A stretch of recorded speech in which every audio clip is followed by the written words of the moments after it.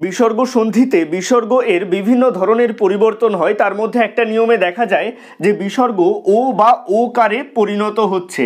যেমন ধরুন এখানে রয়েছে ছন্দ যুক্তবদ্ধ, এখানে বিসর্গ রয়েছে, কিচ্ছু করতে হবে না, অত্যন্ত সহজ।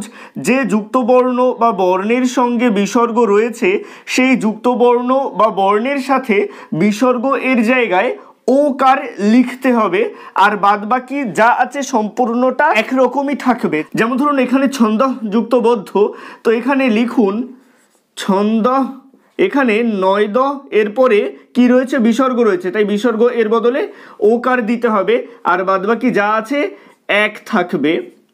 হয়ে গেল ছন্দবদ্ধ।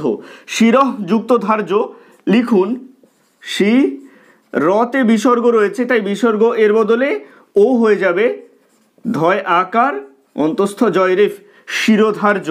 তারপর মনঃ নয়ের